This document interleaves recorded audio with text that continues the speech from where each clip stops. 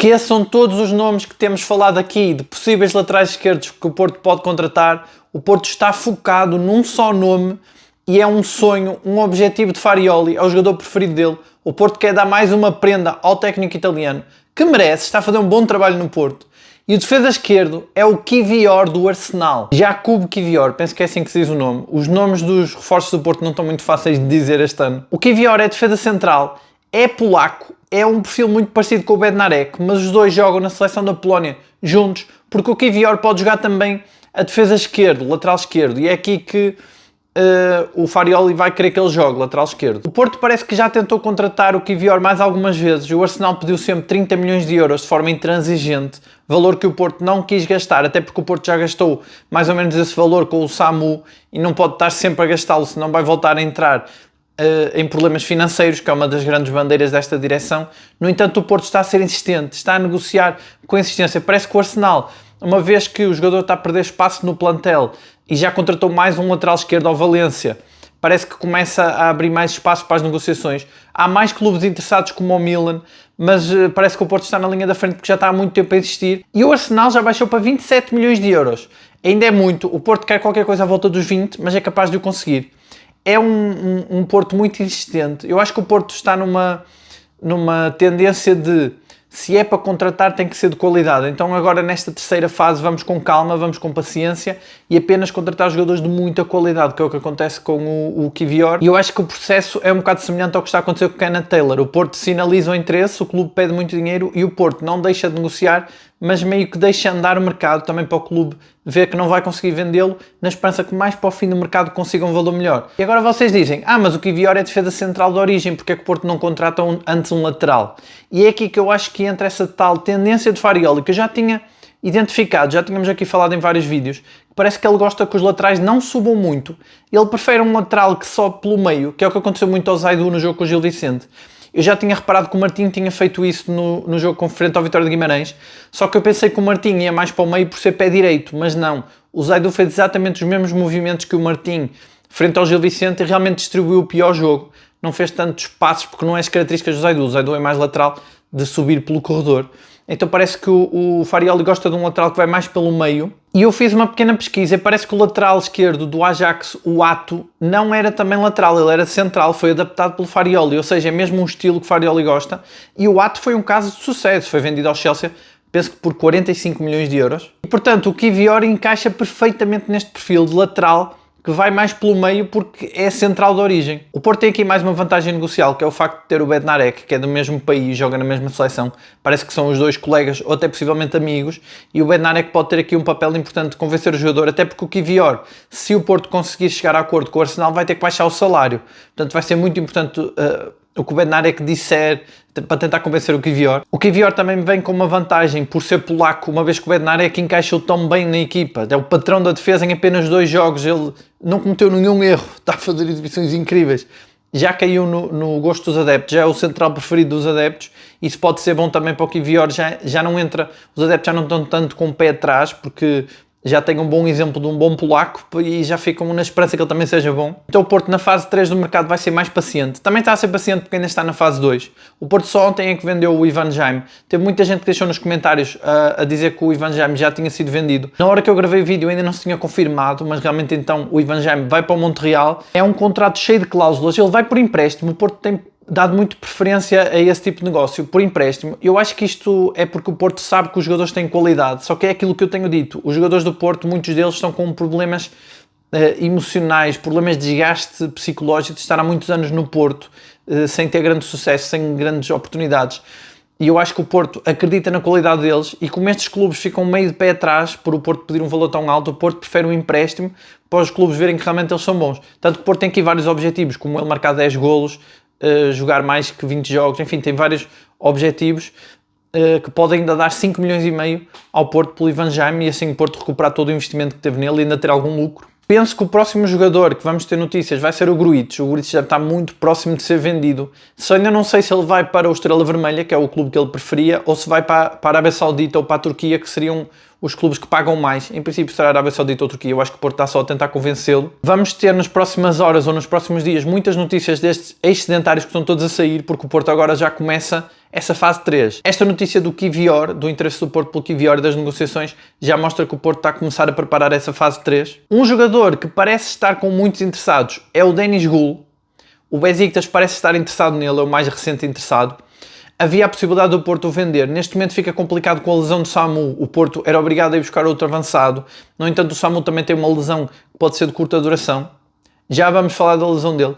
Mas realmente o Gul não deve estar muito satisfeito por ser terceira opção. No entanto, tem aqui uma oportunidade. Neste momento ele é a segunda opção. Ele pode entrar com o Casapia.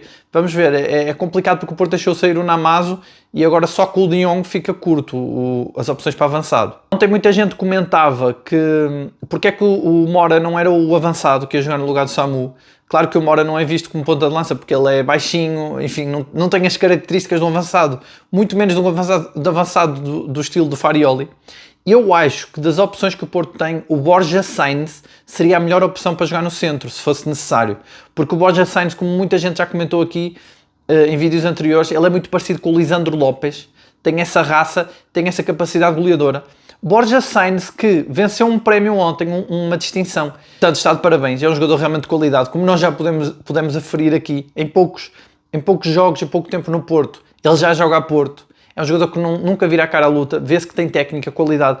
Eu acho que ele ainda só não marcou golos por um pouco de azar. E ele tem essa veia goleadora para jogar mais no meio. Ele marcou 18 golos no Norwich, fez 4 assistências, ou seja, fez mais golos do que assistências. Ele é um jogador que se vê que tem muita tendência de ir para o meio. Portanto, eu acho que se o Samu tivesse uma lesão mais grave, que em princípio a lesão não é muito grave, o Borja Sainz seria uma ótima opção para jogar no meio, mais do que o Mora, como falava nos comentários. Então o Mora jogaria no lugar de Borja Sainz, a extremo, ou passaria o PP para a esquerda e o Mora do lado direito, ou até o Willian Gomes, que o treinador parece preferir o Willian Gomes. Eu continuo a achar que o Mora é melhor, mas o Willian Gomes tem entrado bem, a verdade é essa. O Samu, que fez uma ressonância magnética e confirmou-se realmente que tem uma ruptura muscular, que não é nada grave, parece que é pequena. Normalmente o tempo de recuperação indica que ele só voltaria a jogar em setembro, depois da paragem das seleções, mas o Samu está muito focado e obstinado. Nós sabemos que o Samu dedica-se muito ao jogo, como dizia aqui nos comentários, ele entrega-se muito à causa e, portanto, há esperança. Existem jogadores que conseguem recuperar mais rápido. O Samu vai fazer tudo para estar disponível frente ao Sporting. Eu acho que o Samu ainda vai ser essa arma secreta frente ao Sporting. Ele não vai jogar com o Casapia, está completamente fora, mas depois pode jogar frente ao Sporting se conseguir recuperar. Agora, nós também conhecemos o Farioli, já vimos o caso do Bednarek e até o próprio caso do Samu, que ele não deixa reentrar porque ele joga pelo seguro. E o Farioli apenas o vai deixar entrar se ele estiver mesmo 100%. Aliás, outro exemplo, o Francisco Moura também é outro jogador que foi convocado, mas mesmo assim não jogou nenhum minuto porque o Farioli não quer arriscar nada com lesões musculares. Até porque ele sabe que estas lesões musculares são muito fruto da intensidade que ele coloca no jogo e ele precisa do jogador a 100% para fazer essa pressão alta e para ter essa intensidade que ele tanto apregoa e tanto quer que seja a imagem e marca do Porto. Portanto, Samu, frente ao Casapia, não joga. Frente ao Sporting, acho que ainda há uma possibilidade, pelo menos, dele entrar na segunda parte e ser uma arma secreta. Fazer essa pressão alta, que o Porto realmente com o Samu é outra equipa do que é com o De Jong. Luke De Jong, que vai ter essa oportunidade de ouro para mostrar serviço no jogo do domingo, frente ao Casapia. Eu acho que o De Jong já mostrou, ele é diferente do Samu, eu acho que ele tem mais classe, mais refinado, também tem outra maturidade. Nós temos visto o pouco que ele jogou nos 2 jogos em que ele entrou, frente ao Guimarães e frente ao Gil Vicente, mesmo sem ter feito pré-época, ele parece muito entrosado com os companheiros. Ele fez ali passes que mostram muita visão de jogo. Uma das imagens de marca, um dos pontos fortes dele é o jogo de cabeça. Ele não tem tido muitas oportunidades, o Porto não tem cruzado muito. Apesar de ter o Zaidu fez o cruzamento para o PP e depois logo a seguir tem aquela jogada que podia cruzar para o De Jong e aí poderíamos ver a capacidade dele de cabecear, mas o Zaidu acabou por optar por um remate um bocado disparatado. O De Jong tendo oportunidades na área, eu acho que ele é mais matador até que o Samu. O Samu também é muito bom a marcar golo, mas o De Jong tem mais posicionamento, é um jogador mais cerebral, mais inteligente, não faz a pressão tão alta. O Samu enche mais aquele ataque, arrasta mais a defesa, aqueles sprints, como fez o Samu, onde ele se lesiona, aqueles sprints para pressionar o adversário, não podemos esperar isso do De Jong.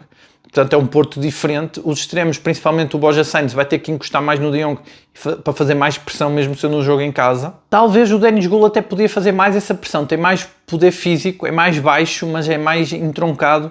Pode fazer mais a pressão que faz o Samu, mas quem vai jogar é o De Jong. E vamos ver, o De Jong tem qualidade. Se o De Jong desata a marcar golos, se ele faz uma grande exibição, o lugar do Samu pode até ficar em risco, embora as características são diferentes. E eu acho que eles têm mesmo os dois lugar na equipa, porque depende do que o Farioli quiser de cada jogo.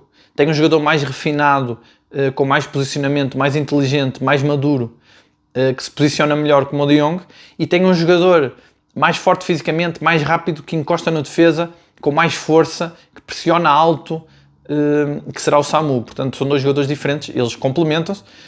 Claro que eles não vão jogar juntos, porque o Porto joga em 4-3-3, mas para cada jogo, um e outro têm características que podem ser importantes. E o Francisco Moura parece que está finalmente recuperado a 100%. Hoje já treinou 100% com a equipa e agora sim é a opção para jogar com o Casa Pia. Eu diria que o Francisco Moura vai entrar já de início. O Porto quer o Kiwior. O Martim Fernandes estava à frente do Zaidu nas opções, portanto eu acho que o Francisco Moura vai ficar à frente do Zaidu muito rapidamente. O Zaidu em princípio vai sair. Muita gente aqui comenta que gosta do Zaidu. É o que eu vos digo, o Zaidu é aquele jogador que está há muitos anos no Porto, também é outro que está um pouco desgastado. No entanto, ele sempre entrega tudo. Fez uma grande assistência para o PP, fez um bom jogo frente ao Gil Vicente, não comprometeu.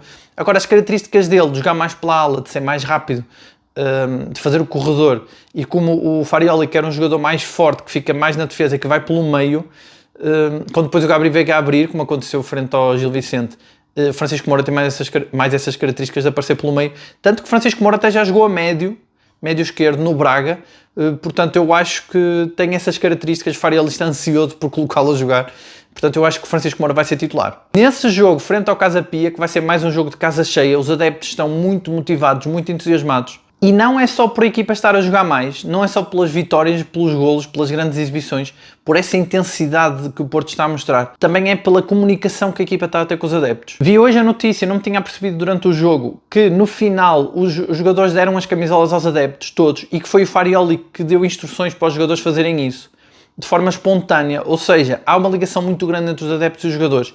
Isso depois nota-se, isso é efeito bola de neve.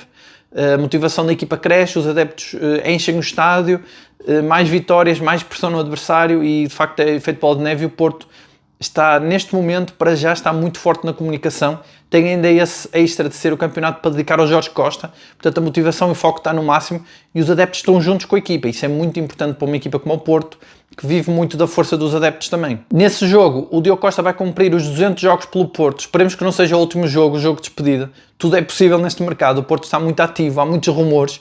É verdade que o Galatasaray já se chegou à frente. Acho que essa proposta não vai afetar muito a concentração do Diogo Costa. Foram 20 milhões, mas amanhã podem ser 40. E pode não vir do Galatasaray, pode vir de outra equipa.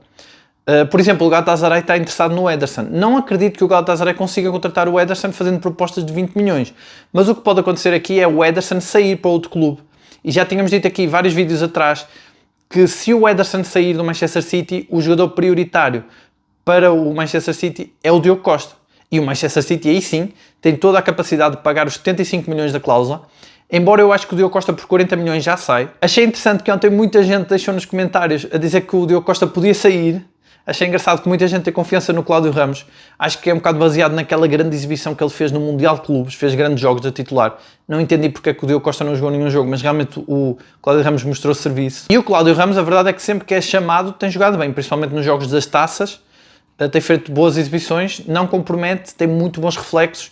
Apesar de ser baixo, consegue chegar bem às bolas altas. Apesar de tudo, eu acho que se o Porto perdesse o Diogo Costa ia receber um encaixe financeiro muito grande e ia contratar outro guarda-redes para ser titular. Não acredito que o Cláudio Ramos seja titular no Porto, principalmente neste Porto tão exigente de Farioli. Eu acho que vai sempre ter outro guarda-redes de renome. Houve até gente aqui que sugeriu o guarda-redes do Casa Pia para o Porto. Portanto, o Porto vai jogar contra um guarda-redes que até pode ser guarda-redes do próprio Porto ainda esta época. Mas vamos ver como é que se desenrola o mercado de transferências. Muita coisa ainda a acontecer. O Porto também contratou o João Costa, mas esse penso que é para terceiro guarda-redes. Acho que o Cláudio Ramos continua a ser a segunda opção. Então nesse mercado de transferências ainda não há muito mais novidades. Os nomes que se fala continuam a ser os mesmos. O Cambero, o Sudakov, o Kenneth Taylor. Agora o Kiwior parece mais realista. Parece que o Porto está mesmo a insistir nele porque é a tal posição lateral esquerdo que o Porto mais precisa de reforçar. Embora também não sei se o Francisco Moura fizer uma grande exibição frente ao Casa Pia, se entrar bem na equipa. Ele é um jogador regular, é um bom jogador. Como eu disse, ele pode cumprir bem essa função de ir mais pelo meio, porque ele também já foi médio esquerdo. Não sei se o Porto precisa assim tanto de um lateral esquerdo depois disso, mas o facto até do Kiwior ser central ajuda também que ele tenha essa possibilidade de jogar no meio. Quando eu penso num lateral esquerdo que possa fazer esse trabalho de ir mais pelo meio, eu lembro-me de um lateral esquerdo que o Porto já teve há muitos anos no tempo de Osvaldo Ferreira, que era o Marek Che, que tanto jogava lateral esquerdo como a médio esquerdo. e eu acho que esse jogador encaixava que nem uma luva neste perfil do Farioli. Embora, claro, não foi dos melhores jogadores que o Porto já teve, não tinha assim tanta qualidade, mas era um jogador bom que não comprometia e que fazia esse trabalho de ir pelo meio. Mas enfim, apenas uma curiosidade, até porque laterais esquerdos o Porto já teve muitos, desde o Álvaro Pereira, Alex Telles, Alexandro, Sissoko, já teve grandes laterais esquerdos. Nenhum deles com esse perfil de ir mais pelo meio em vez de ir pela ala, mas acredito que se qualquer um desses laterais esquerdos estivesse no Porto neste momento, o Farioli mudava até o seu estilo de lateral esquerdo, porque eles eram realmente incríveis. Faz lembrar um pouco o que já aconteceu com o Rodrigo Mora. O Farioli queria que ele fosse médio, tentou adaptá-lo, tentou que ele aprendesse a jogar melhor sem bola, segundo palavras dele. Eu acho que quando ele diz que queria que o Rodrigo Mora jogasse melhor sem bola, estava-se a referir a que ele jogasse mais como o Gabri Veiga, aquele jogador que faz a bola rodar, correr e não corre ele, corre a bola. Mas o Rodrigo Mora não é esse estilo de jogador e o talento sobrepôs-se. Farioli já se deu por vencido e acaba por colocá-lo ali numa ala e já começa a ver o Rodrigo Mora mais como atacante. Portanto, eu acho que se o Porto tivesse esses laterais esquerdos, o Farioli ia acabar por ceder. Mas realmente houve um decréscimo da qualidade. É verdade que o Francisco Moura é um bom lateral. Também não sabemos como é que será a qualidade dele. Eu acho que ele vai aumentar muito o seu rendimento. Numa equipa como esta, que joga melhor, que tem mais qualidade, que tem melhores mecanismos, que funciona melhor como equipa, tem um estilo de jogo mais bem definido e que está mentalmente melhor, eu acho que ele vai subir de rendimento. Mas a verdade é que o Porto perdeu muita qualidade em relação a essas épocas, individualmente. Mas não é só individualmente, eu acho que há jogadores como o Ivan Jaime, que eu acho que têm muita qualidade, só que o estado emocional da equipa dos últimos anos não permitia que muitos deles brilhassem e hoje eles já estão muito desgastados e por isso que já não conta para o treinador, é uma espécie de limpeza também de mentalidades aqui. Muita gente deixou nos comentários do vídeo passado que concordam comigo que o Porto precisa de um 6. É verdade que o Varela está-se a esforçar, está a melhorar muito, mas mesmo assim, se o Varela vir, por exemplo, o cartão vermelho, que pode acontecer, o jogo contra o Gil Vicente mostrou que principalmente nos jogos fora o Varela vai ficar muito exposto a essas situações, porque ele tem que acorrer a muitas situações ao mesmo tempo e acaba por ver muitos cartões, às vezes tem que recorrer à falta. E o Porto não tem ninguém para o lugar dele. Claro que tem o Gruites, tem o Tomás Pérez, até o próprio Eustáquio, só que com as características que o Farioli quer e a contar para o treinador não tem. Portanto, o Porto precisa de um 6 para ontem, como alguém dizia aqui nos comentários do vídeo anterior, e precisa desse número 8 ou número 10, que será o Kenan Taylor ou o Sudakov, andará por ali. O Porto está nesta terceira fase a ter mais paciência nas negociações porque o Porto quer contratar qualidade. E depois ainda tem esse extremo-direito, que toda a gente diz também que o Porto precisa. No caso de, por exemplo, uma lesão como a do Samu, em que eu acho que o Borja Sainz, ou até o Mora, como algumas pessoas dizem, ser considerado como um avançado centro, então ainda fica a faltar mais um extremo. No caso do Porto ter os 3 pontas de lança, o Denis Gul, o De Jong e o Samu, acho que já não precisa tanto do extremo-direito se o Mora conta como extremo-direito, porque aí tem o PP, o Mora, e do lado esquerdo tem o Borja Sainz e o Willian Gomes. E vamos então ficar a aguardar com muita expectativa por mais notícias do mercado, por mais notícias deste Porto, que está muito ativo no mercado. Grande expectativa também para esse jogo de domingo, que vai ser essencial para o Porto manter a pressão no Sporting antes da deslocação a Alvalade, que vai ser decisiva. Agradecer também a vocês que deixaram nos comentários quando é que foi que o Porto ganhou o último jogo em Alvalade, foi há 2 anos. E por falar em comentários, agora quero saber também a vossa opinião. O que é que vocês acham do De Jong? Se acham que ele é a opção certa ali no centro do ataque, se ele pode até tirar o lugar ao Samu, se concordam que o Borja Sainz pode ser essa opção também para jogar no centro. O que é que vocês acham deste Kiwior? Se acham que é o reforço que o Porto precisa para a lateral esquerda? Quais são os outros nomes que vocês sugerem? Vocês costumam sugerir aqui muitos nomes bons, que eu até costumo dizer que se o Porto quisesse saber, precisar de alguma inspiração, alguma dica, é só ir à caixa de comentários dos meus vídeos,